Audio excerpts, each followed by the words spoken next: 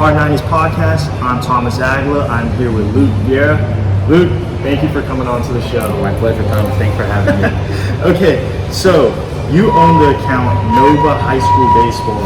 Can you tell me what that is and like, what you do for it? Yeah, NoVA High School Baseball started off as, honestly, a more personal Twitter account that morphed into a travel ball specific Twitter account, and eventually became just a general NoVA High School Baseball account, essentially with the idea of, one, just putting a spotlight for teams and players that stood out in my mind. As you're watching games and you see some of these players that just don't always get a lot of the publicity and the hype, I started noticing that general trend where a lot of the guys that weren't throwing 90 miles per hour, that weren't hitting 400-foot home runs, they wouldn't get as much love. And I figured if I could develop a medium whereby I was able to get some of those folks out there and spotlight them, that would at least assist in some of the more goals in terms of playing at the collegiate level and beyond. So it started off kind of as a fun thing, and the more I kind of saw it and developed, it became more of a personalized thing, a kind of a labor of love, and it's been I think 5 years. I want to say it's been 6 years since I actually opened that Twitter account. So I think it started in 2015. I'm trying to remember exactly when it became NoVA High School Baseball, but it was maybe like a year or so after that. Yeah, because you started it with Diamond Elite. Correct. And so, like, just a little background, Chris, Luke's son, was my teammate all the way back. First started with Fairfax Bulldogs, and then it developed like Diamond Elite, and then we went onward. So that's it right. First started there. That's right.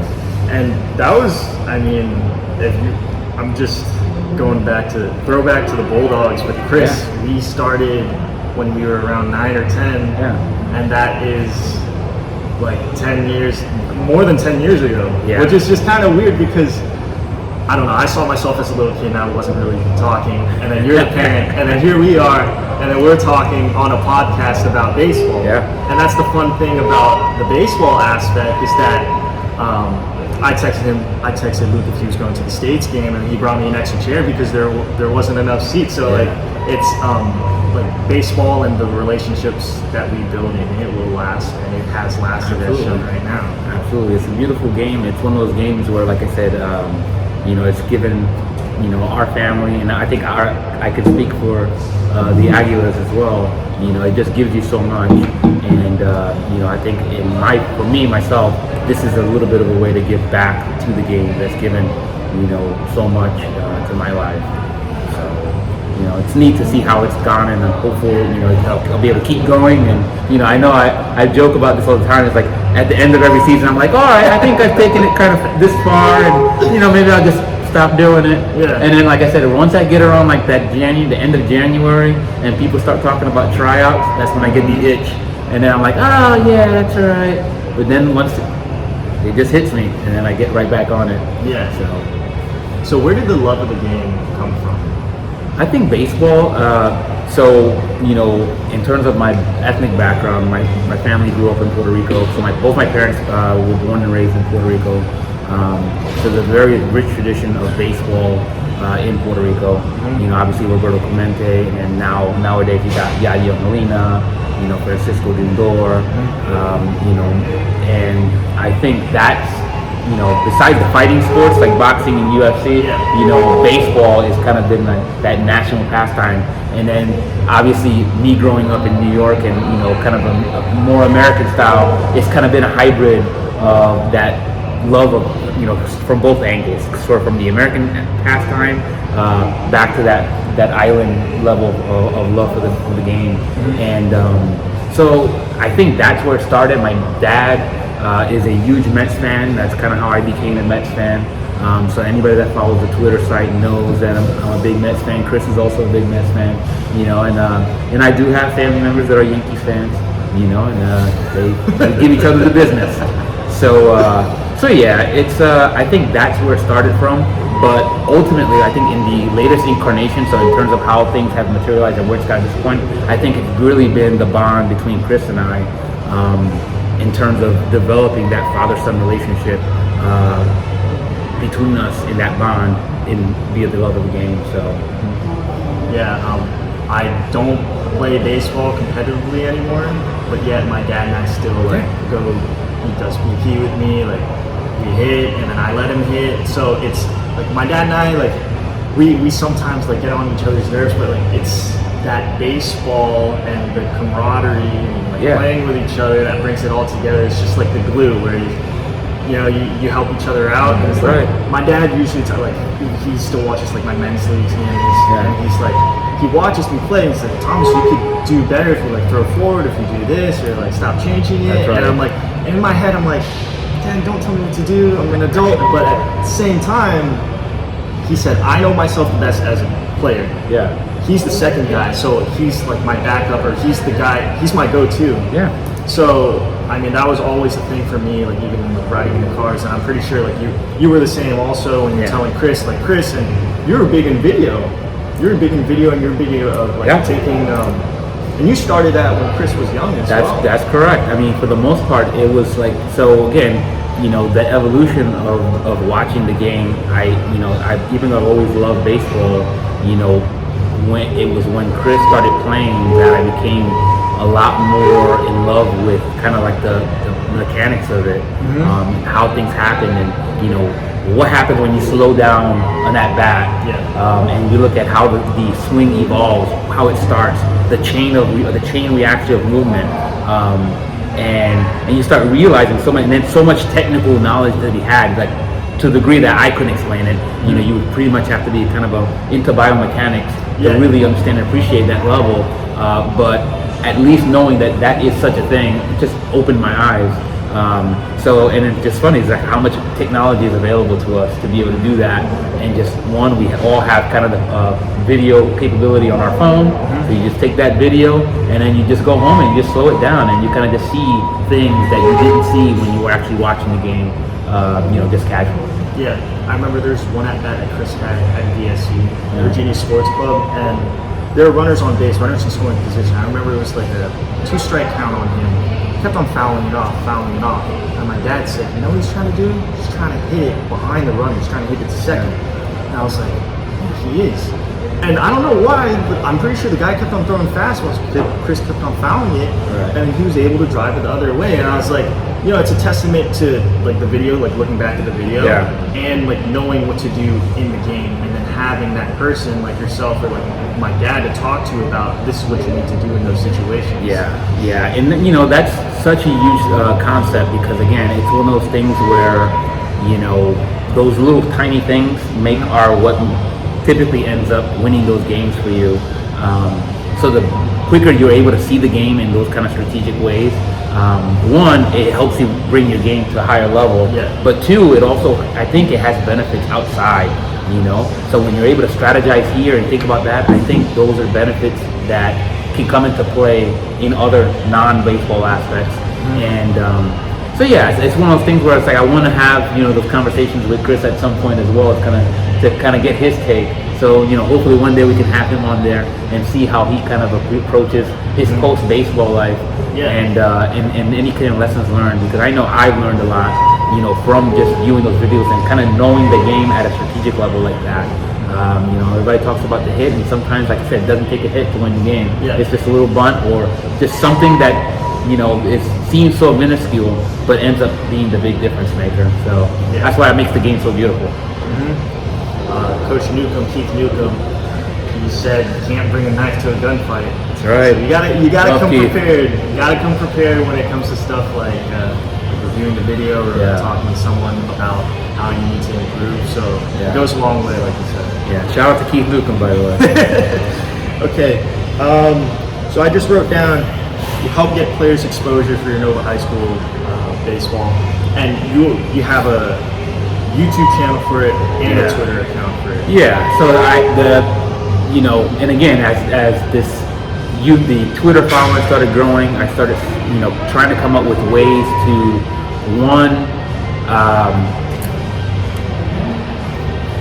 one had tried to bring more of the live moments to the folks that couldn't make to the game. So for a lot of folks that follow the Twitter site, you know, I think in 2019 I was actually live streaming games. So I was able to use my YouTube account to actually go ahead and get up there, put that phone up there, and then allow the, you know, grandparents, you know, if you had grandparents living in Florida or in the Carolinas that wanted to see their grandson play, I figured they could just log into the channel and see that.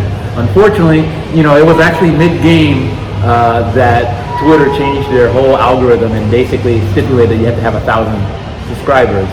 You know, so that's been my kind of mission, you know, ever since, to try to get to that 1,000 subscriber mark, to be able to do live streaming again, and also to even get monetized, because you know, one of the things I'd like to see is, you know, this platform grow to such a point where I'm able to like get other kids involved that maybe they don't play the game, but they are interested in videoing the games, or, you know, however, you know, the channel could help them, and then maybe make it monetarily beneficial for them. So that it's like, hey, maybe this could be a second job. You know, that's a little bit more grandiose, but, you know, it'll take a little time to get there. But, you know, we made tremendous progress this season. I think we're at about 310 or 311 subscribers so far. So thank you if you're a subscriber. If you're not, please do subscribe. You know, it's one of those things where I was like, it's part of also like the baby steps, you know, and, you know, a lot of the journey is taking very small steps forward. And I see that also in that idea of striving to get to that goal mark. You know, I think a lot of that self-development, you have to kind of chunk, you know, the idea of chunking towards the goal. So sometimes you can't kind of shoot and hit that goal immediately, even though you want to. You kind of have to set interim goals. So it's like, all right, maybe the goal for this season isn't 1,000, but maybe it's getting to 350. But over time, you'll see you're getting closer and closer, and it just motivates you more to keep hitting that next goal. So hopefully, you know, I'll hit that goal, you know, sooner rather than later, and hopefully YouTube doesn't switch that marker away from that dangling that carrot away. Yeah, because when I was at the States game, I was just sitting down, the game hasn't even started, and there's a couple guys that went up to you and said, "Are you Luke Viera?" And you're like, "Yeah." And it's like, "Thank you for everything you do for the kids and for the game." And you're like, "My pleasure." And that's the thing. It's something that you love to do, and it's growing because more people are wanting to be part of the movement, where you're taking videos of the kids that aren't really spotlighted as much as the other ones. And it's because tip of the iceberg, like their preparation in the off season isn't shown all the time on Twitter, isn't shown all the time to the rest of the world. So if they perform in a game and they're not really shown as much as other kids are on Twitter, then how are they going to get out there as much as they are? That's so much I want to say based on what you just said. First is the idea of a lot of the players taking their own recruitment into their own hands. You know, not that they shouldn't, you know, rely on their coaches, because their coaches are very good tools for you. I actually have a great video. Well, to me, it's great. You know, but it's just you know, like kind of the stuff. You know, it's about a lot of kids just not even telling their high school coach that they want to play collegiately, only because they kind of have in their minds like, no, that's what the travel coach is for. My high school coach is just there to coach my games. I was like, well, your high school coach probably just has just as many contacts, and he may or may not know that you want to play collegiately. So I think, you know, and when you're out there, and if you haven't already done so, and you're at tryouts, if you have a chance to talk to your coaches and say, hey, just FYI, I don't know if you knew this, but I want to play at the next level. At least, you know, don't assume that he knows that, because, you know, he may not. So, you know, and the other point is, you know, about the Twitter site is also the fact that, you know, as a parent, it's a very expensive hobby. You know, I know it may not be as expensive as something like hockey, but, you know, there's a lot of things that parents pay for, and I know because I cut those checks, and, you know, just as your parents cut those checks, and, you know, I just wanted to provide an outlet that was free, for kids to kind of get that spotlight, you know. That's kind of why I kind of say, you know, at no cost to you on my exactly. And like a couple nights ago, I was just like watching baseball, and I had the realization. I was like, how come every kid? I mean, I'm not talking bad, but like I see nowadays like every kid like each season get a new bat. Yeah. And I think to myself, I didn't do that, but then I realized, wait, I did.